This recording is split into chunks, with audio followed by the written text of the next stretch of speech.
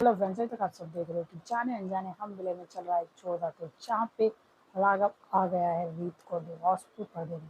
और उसने साफ साफ बोल दिया कि डिवोर्स चाहता हूँ मैं रीत तुमसे, और मैं तुम्हारे साथ अब कभी नहीं रहना चाहता।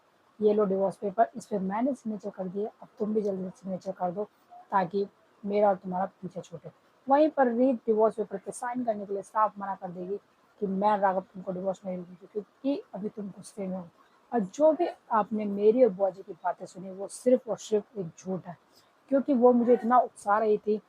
मुझे पता नहीं था कि वो आपके लिए उकसा रही कि आप यहाँ आने वाले हो, और वो मुझे इतना उकसा रही थी कि मैंने अपने मुंह से वो उगल दिया जो मैंने किया भी नहीं है।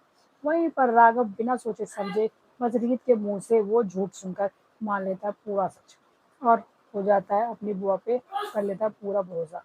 बुआ ने अपने ही चोट मारकर दिखा दिया राघव को कि उसके रीत ने चोट मारी है, और उसको अपने जान से मारने की कोशिश की है। वहीं पर राघव को और भी ज़्यादा गुस्सा आता है, इसलिए अब वो डिसीजन ले लिया है कि अब वो रीत को डिवोर्स देकर रीत से हमेशा के लिए अलग हो जाएगा। वहीं पर जब रीत जेल में होगी तो उसे कुछ दिनों में पता चलने वाला है कि उसका घर नीलाम होने वाला है, क्योंकि जैसा राघव ने बोला था कि अभी तक रीत तुमने मेरा प्यार देखा है, अब तुम मेरा नफरत देखो।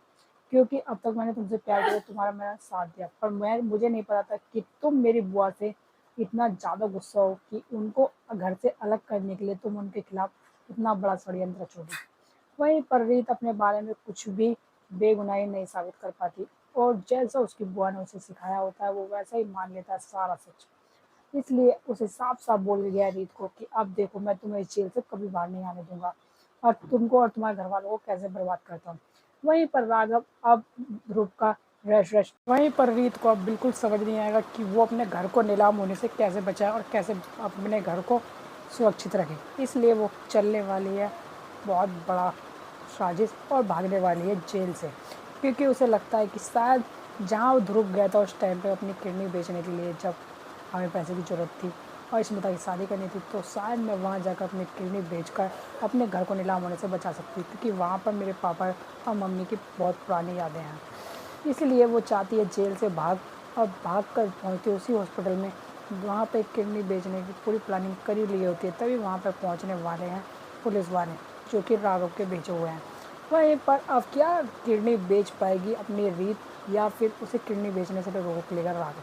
तो आगे देखने के लिए बने रहे हमारे चैनल के साथ कि कहानी में क्या नया ट्विस्ट आने वाला है।